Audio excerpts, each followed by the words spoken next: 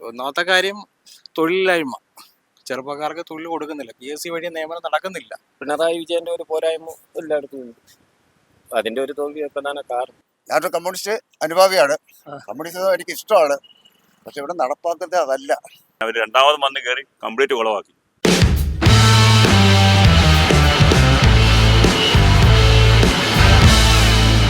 CPM നേതൃത്വം നൽകുന്ന ഇടതുപക്ഷത്തിന് വലിയ തിരിച്ചടിയാണ് കേരളത്തിൽ ഉണ്ടായിരിക്കുന്നത്. എന്തുകൊണ്ടാണ് കേരളത്തിൽ ഇടതുപക്ഷം പരാജയപ്പെട്ടതെന്ന് നമുക്ക് ജനങ്ങളോട് ചോദിച്ചറിയാം. എന്ന് വെച്ചാൽ കേരളത്തിലെ ഭരണം അത്ര പോരായിരുന്നു. രണ്ടാം ഭരണം ആദ്യത്തെ നല്ല ഭരണമായിരുന്നു, രണ്ടാമത്തെ ഇച്ചിരി മോശമായി പോയി. അതുകൊണ്ടാണ് നമുക്ക് ഇത്ര ഈ ലോക്സഭാ ഇലക്ഷനിൽ ഇച്ചിരി പരാജയം സംഭവിച്ചത്. അതിനി മെച്ചപ്പെടും. അവരിനി നല്ല രീതിക്ക് കയറി വന്നു കഴിഞ്ഞാൽ അത് മെച്ചപ്പെടും. അത് തീർച്ചയായിട്ടും അടുത്ത ഇലക്ഷന് അവർ കയറി വരുമെന്ന് കയറി വരുമെന്ന് വെച്ചാൽ നമുക്ക് ഇനിയിപ്പം ഒന്നാമത്തെ കാര്യം തൊഴിലില്ലായ്മ. ചെറുപ്പക്കാർക്ക് തൊഴിൽ കൊടുക്കുന്നില്ല. PSC വഴി നിയമനം നടക്കുന്നില്ല. ഞാൻ തന്നെ ഒരുപാട് PSC ടെസ്റ്റുകൾ എഴുതി ലിസ്റ്റ് വന്ന് സെക്രട്ടറിയുടെ മുമ്പിലൊക്കെ പോലീസ് റാങ്ക് ലിസ്റ്റ് ഞാൻ ഉണ്ടായിരുന്നു. പക്ഷെ അത് ഫിസിക്കലി പോയി. റാങ്ക് ലിസ്റ്റിലെല്ലാം മെയിൻ ലിസ്റ്റിൽ ഉണ്ടായിരുന്നു, ഫിസിക്കലി പോയി. പക്ഷെ എന്ന് വെച്ചാൽ നിയമനം പഴയ രീതി പോരാ. അപ്പൊ ഒരു യുവാക്കളുടെ വോട്ടൊക്കെ മറിഞ്ഞു എന്നാണോ പറയുന്നത്? മറിഞ്ഞു പോവാ. തീർച്ചയായിട്ടും എന്ന് വെച്ചാൽ ഒരുപാട് യുവാക്കൾ ഇപ്പം എല്ലാം തിരിഞ്ഞിരിക്കുക. എന്ന് വെച്ചാൽ നിയമനം ഒന്നാമത്തെ കാര്യം നടക്കുന്നില്ല. പഴയ രീതിയിൽ നിന്നേക്കാണെങ്കിൽ ഒരുപാട് മോശമാണ്. പാർട്ടി എന്ന് പറയുന്നത് ഞാനൊരു CPM അനുഭാവിയാണ്. തീർച്ചയായിട്ടും ഒരു CPM അനുഭാവി തന്നെയാണ്. പക്ഷെ നമുക്ക് ഇപ്പോഴത്തെ ഭരണം പോരാ, രണ്ടാമത്തെ ഭരണം പോരാ.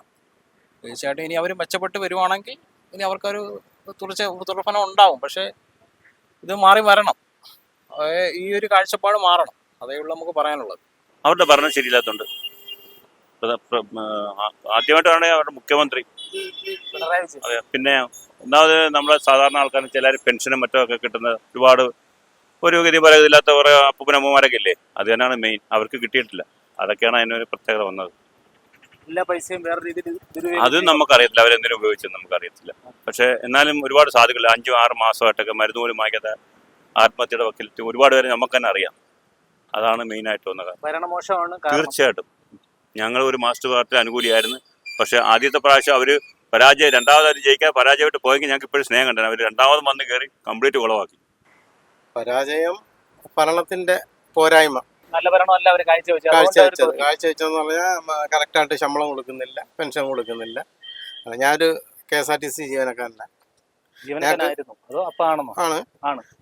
നിലവിൽ ഞങ്ങൾക്ക് ശമ്പളം മുറിച്ചാണ് തരുന്നത്. 2 ഗഡുവായിട്ടാണ് തരുന്നത്. ഞങ്ങൾക്ക് അത് അങ്ങനെ കിട്ടുന്ന കാരണം ഞങ്ങൾക്ക് കുടുംബം പോലും കറക്റ്റായിട്ട് പിള്ളേരെ വിദ്യാഭ്യാസത്തിനും ട്യൂഷന് അതൊക്കെ ഒന്നും ചെയ്യാൻ പറ്റാത്തൊരവസ്ഥ.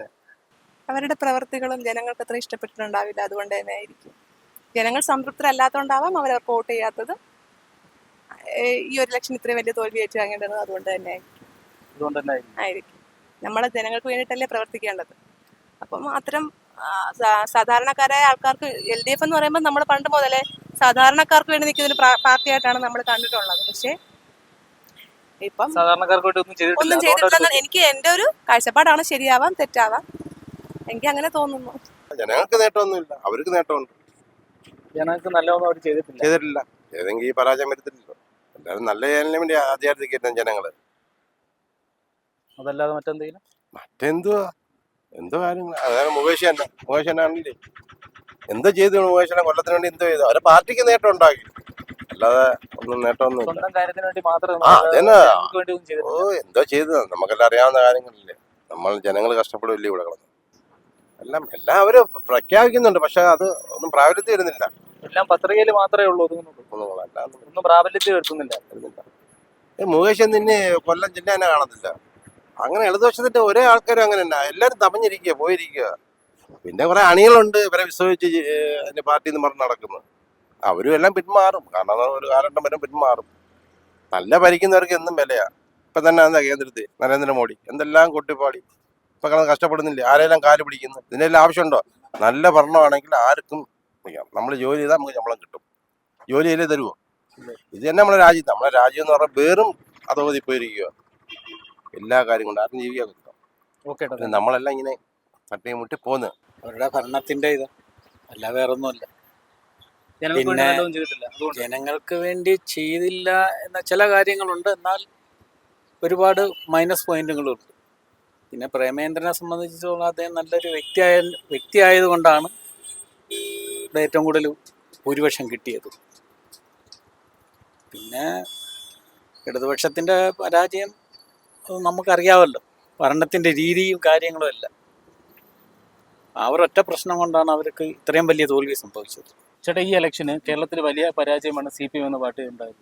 എന്തുകൊണ്ടായിരിക്കും CPM വലിയ തകർച്ച ഉണ്ടായിരിക്കും ഈ പ്രാവശ്യം? ഞാൻ CPM ബ്രാഞ്ച് സെക്രട്ടറി പുഞ്ചിരിച്ചിറ. ആ. അറിയാമോ? അവിടുത്തെ ബ്രാഞ്ച് സെക്രട്ടറി. അവിടെ പാർട്ടിയുടെ പ്രശ്നങ്ങളൊന്നും അല്ല തോൽവിക്ക് കാരണം. പ്രേമേന്ദ്രൻ്റെ ഒരു ഇമേജ് ആയിരിക്കും കൊല്ലം ജില്ലയിൽ. ഭാഗ്യം ശൈലജ ടീച്ചറിൻ്റെ കാര്യം അറിയാൻ വയ്യ. ശൈലജ ടീച്ചർക്ക് എന്താ പറ്റിയെന്ന്. ഉറപ്പിച്ച സീറ്റാണ് ശൈലജ ടീച്ചർ. പിന്നെ ഇവിടെ പിണറായി വിജയൻ്റെ ഒരു പോരായ്മ എല്ലായിടത്തും ഉണ്ട്.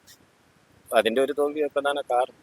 അതല്ലേ, പിണറായി വിജയൻ എന്നുള്ള ആള് കാരണം ഞാൻ ബ്രാഞ്ച് സെക്രട്ടറി കൂടി, എന്നാലും നമ്മൾ പറയും പുള്ളി അല്ല വേറൊരാളായിരുന്നെങ്കിൽ ജയിച്ചാണ്. ഉറപ്പായിട്ടും ജയിച്ചാണ്. കാര്യം ഓരോ കുടുംബത്തിനെതിരെയുള്ള ആരോപണങ്ങൾ ജനങ്ങൾ കണ്ടോണ്ടിരിക്കുകയല്ലേ. വീണയുടെ കേസ് എല്ലാം അതൊരു വലിയൊരു അതേ കൊണ്ടായിരിക്കും അതുകൊണ്ടായിരിക്കും ഈ പ്രാവശ്യം അതിനെതിരെ സംസാരിച്ചതിന് പാർട്ടിയിൽ നിന്ന് വരെ പുറത്തായിരുന്നു. ചേട്ടൻ അങ്ങനെ എന്തെങ്കിലും അനുഭവങ്ങൾ ഉണ്ടായിട്ടുണ്ടോ അവിടുന്ന്? എവിടുന്ന്? പാർട്ടിയിൽ നിന്ന് എന്തെങ്കിലും ഇത് കണക്ക് എന്തെങ്കിലും ഉന്നയിച്ചിട്ട്? ഒരുപാടുണ്ടായിട്ടുണ്ട്. അങ്ങനെയല്ലേ ഞാൻ ഇപ്പൊ ഇറങ്ങി തിരിച്ചു കഴിഞ്ഞ് മാറി.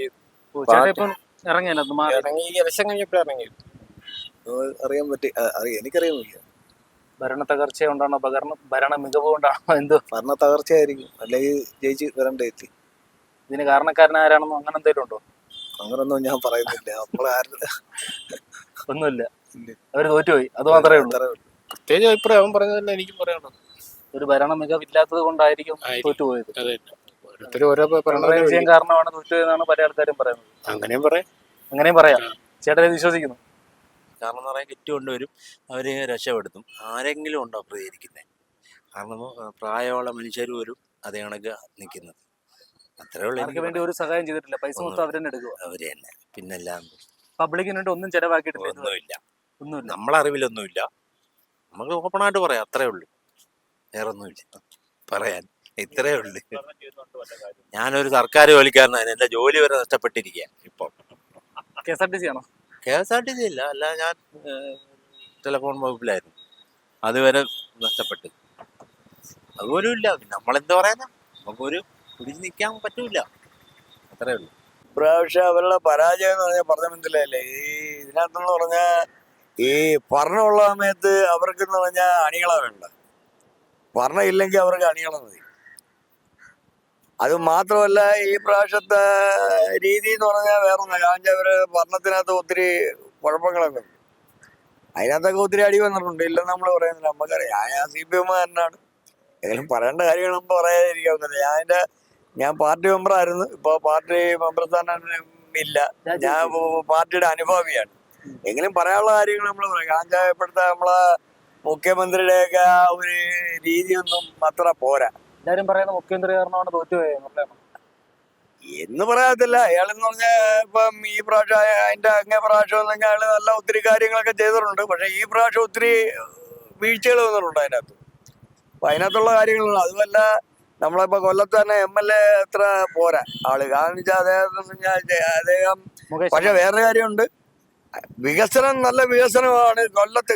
നമ്മളെ ഇരേപുരത്തെക്കാട്ടി വികസനം കൊല്ലത്താണ്. പക്ഷെ അത് വിനിയോഗിക്കാനും ആൾക്കാരുടെ അടുത്ത് പ്രചരിപ്പിക്കാനും പറ്റിയിട്ടില്ല. പറഞ്ഞു മനസ്സിലായില്ലേ? അതുമല്ല, അത്ര ഇതല്ല.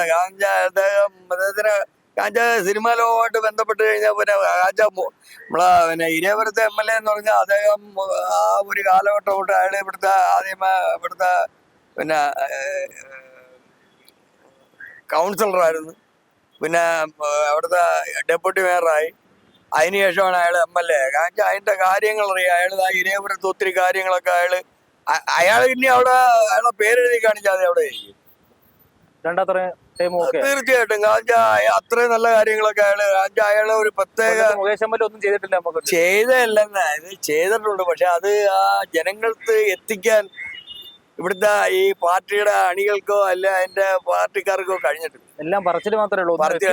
കാരണം ഇപ്പോൾ തന്നെ അവിടെ ഒരു പാലം ഉണ്ടാക്കിയിട്ട് എത്ര വർഷത്തിലായി അത് ചെയ്തിട്ട് അതിന്റെ അത് അങ്ങനെ കൂട്ടിമുട്ടാ അങ്ങനെ തുടങ്ങുക. അങ്ങനെയൊക്കെ ഉള്ള കാര്യങ്ങളൊക്കെ ഉണ്ട്. അതൊക്കെ കൊണ്ടാ. Okay, thank you. ഇത്തവണ ഇലക്ഷന് CPM വലിയ പരാജയമാണ് ഉണ്ടായിരിക്കുന്നത്. അതെ. ചേട്ടന്റെ ഒരു അഭിപ്രായത്തിൽ എന്തുകൊണ്ടായിരിക്കും അവർ ഇത്ര പരാജയം നേരിടേണ്ടി വന്നത്? യഥാർത്ഥ കമ്മ്യൂണിസം അല്ല അവർ നടപ്പാക്കുന്നത്, അതാണ്. അതെ. കമ്മ്യൂണിസം കൊണ്ട് ഉദ്ദേശിക്കുന്ന സമത്വം സഹോദരത്വം ഇതൊക്കെയാ. മാത്രമല്ല പിന്നെ അമേരിക്ക പ്രസിഡന്റുമാർ വന്നവിടെ കരിപ്പണി കാണിക്കും. ആ പിണറായി വിജയൻ അദ്ദേഹം അസുഖം വന്നപ്പോൾ അമേരിക്കയിലെ ചികിത്സയ്ക്ക് പോയി. അതുപോലെ റഷ്യയിലോ ക്യൂബയിലോ ചൈനയിലൊക്കെ പോയി നമ്മൾ സപ്പോർട്ട് തരും. ഇത്ര വിഷമം കൊണ്ട് പറയുന്നത് എന്താ പറയുക, അടിയന്തരാവസ്ഥ സമയത്തെ ചോരെഴുതുന്ന പാർട്ടിയായിരുന്നു. അന്ന് ചോരെഴുതിയാൽ പോലീസിന്റെ കൈ കിട്ടിയാൽ ശരിക്കും പണി കിട്ടും. അന്ന് ആത്മാർത്ഥമുള്ള കുറേ കൂട്ടുകാർ മട്ടാഞ്ചേരിയിലായിരുന്നത്. ടി എം മുഹമ്മദ് എന്ന് പറയുന്നത് അദ്ദേഹം വളരെ സ്നേഹമുള്ള മനുഷ്യ സ്നേഹി, തൊഴിലാളികളെ സ്നേഹിക്കുന്ന, തോളിൽ തട്ടി സംസാരിക്കുന്ന പാർട്ടിയാണ്. ഇതിപ്പോൾ നമുക്ക് സഖാവേന്ന് ഒരു ട്രേഡ് യൂണിയൻ സെക്രട്ടറി പോലും വിളിക്കാക്കത്തില്ല. തട്ടൊക്കെ അഴിച്ചിട്ട് സാറേ എന്ന് വിളിച്ചിരിക്കണം. തൊഴിലാളി പാർട്ടി അല്ലാതെ രീതിയിൽ അവർ അതിന് മുകളിൽ വളർന്നു എന്നുള്ളൊരു അതെ, ചിന്ത അവർക്ക് മുതലാളിത്തത്തിന്റെ മേളിലായി അവർ CPM എന്നുള്ള പാർട്ടി അല്ലേ? അതെ. ഞാനൊരു കമ്മ്യൂണിസ്റ്റ് അനുഭാവിയാണ്. കമ്മ്യൂണിസം എനിക്ക് ഇഷ്ടമാണ്. പക്ഷെ ഇവിടെ നടപ്പാക്കുന്നത് അതല്ല. കമ്മ്യൂണിസ്റ്റിന് വേണ്ടി ഒരുപാട് ത്യാഗം സഹിച്ച ആ VS ഒക്കെ ശരിക്ക് പണി മേടിക്കുക. KR ഗൗരിയമ്മ, അങ്ങനെ കാറത്തുവിലെ ശ്രീകണ്ഠൻ സാറ്, AKG, EMS പരിപ്പാട്, അവരൊക്കെ അവരുടെ സ്വത്തുകൾ വിറ്റിട്ടാണ് സാധാരണ ജനങ്ങൾക്ക് പറഞ്ഞത്. ജനങ്ങളെ സ്നേഹിക്കുന്നവരായിരുന്നു. ഇത് ജനങ്ങളെ സ്നേഹിക്കാതെ എനിക്ക് പറഞ്ഞപ്പോൾ പണി മേടിച്ചാലും ഞാൻ പറയും ഗുണ്ടായിസം ആണ് യഥാർത്ഥത്തിൽ നടത്തുന്നത്. മറ്റേ പാവപ്പെട്ടവർക്ക് വേണ്ടിയിട്ട് അത് കമ്മ്യൂണിസ്റ്റുകാരനെ അന്ന് കണ്ടാൽ അറിയായിരുന്നു. ഒരു കമ്മ്യൂണിസ്റ്റുകാരനെ കാണുമ്പോൾ അറിയായിരുന്നു. ഇന്ന് അത് വിട്ടുപോയി. മുതലാളിത്തത്തിന് അപ്പുറത്തേക്ക് ചിന്തിച്ച് പോവും അവർ. സങ്കടം കൊണ്ട് പറയുന്നതാണ്. അടിയന്തരത്തേക്കൊക്കെ നമ്മൾ അന്ന് സഹായിക്കുന്ന കൂട്ടുകാർ, അന്ന് RSSൽ കൂട്ടുകാരുണ്ട്, മട്ടാഞ്ചേരിയിൽ കോൺഗ്രസ്സിൽ കൂട്ടുകാരുണ്ട്. അന്ന് രാജഗോപാലൻ എന്ന് പറഞ്ഞ പാർട്ടി, രാജവെമ്പാലൻ എന്ന് പറയുന്നത്, ഞാൻ കൈവണ്ടി പണിയൊക്കെ അവിടെ ചെയ്തുകൊണ്ടിരുന്നത്. റെസ്റ്റ് എടുത്ത് നമ്മളിരുന്നാൽ ചവിട്ടും. അത് അന്ന് ആഭ്യന്തരമന്ത്രി ശ്രീ കർണാടൻ അദ്ദേഹത്തിന്റെ പോലീസ് ഇന്ദിരാഗാന്ധി അഴിച്ചുവിട്ട ഒരു വൈശാഖികമായ പരിപാടിയായിരുന്നു അതിൽ നടത്തിയത്. എന്നാൽ 60 പരിപാടിയിൽ കുറെ നല്ല കാര്യങ്ങൾ ചെയ്തവർ, ആദിവാസികൾക്ക് വേണ്ടി കുറെ ഭൂമികൾ, അത് ഈ 2 പാർട്ടികൾ വന്നിട്ട് അവർക്കൊന്നും കിട്ടിയിട്ടില്ല ഇതുവരെ. അപ്പൊ ആത്മാർത്ഥതയില്ലേ ചെയ്തത്? പ്രവർത്തനത്തിന്റെ ഫലമായിട്ടുള്ള സംഭവം. അവരുടെ പ്രവർത്തനത്തിന്റെ ഫലമായതുകൊണ്ടായിരിക്കും അവർ ഈ പ്രാവശ്യം തോറ്റുകയാണ്. അതല്ലാതെ വേറെ എന്തെങ്കിലും? വേറെ മാർഗമായിട്ടൊന്നും കാണുന്നില്ല. അവര് ആദ്യം പറഞ്ഞിരുന്നത് ഇന്ത്യ ഇല്ലെങ്കിൽ ഇടതില്ലെങ്കിൽ ഇന്ത്യ ഇല്ല എന്നാണ് അവർ പറഞ്ഞത്. ഇപ്പൊ എല്ലാ പാർട്ടിക്കാരും പറയാറില്ലേ? അത് കണക്കേ ഉള്ളൂ. നോർമൽ ടോക്കണൊക്കെ പോയതാണത്, അല്ലാതൊന്നുമില്ല. അല്ലാതെ ഇവരുടെ പ്രവർത്തനത്തിന്റെ ഒരു രീതി കൊണ്ടൊന്നും അല്ല അവർ തോറ്റുപോയത് അല്ല. അവര് പാർട്ടിപരമായിട്ട് അവര് എന്താ ചെയ്യേണ്ട കാര്യങ്ങളൊക്കെ ചെയ്യാനുള്ള സമയം ചെയ്തില്ല. ചെയ്തില്ല.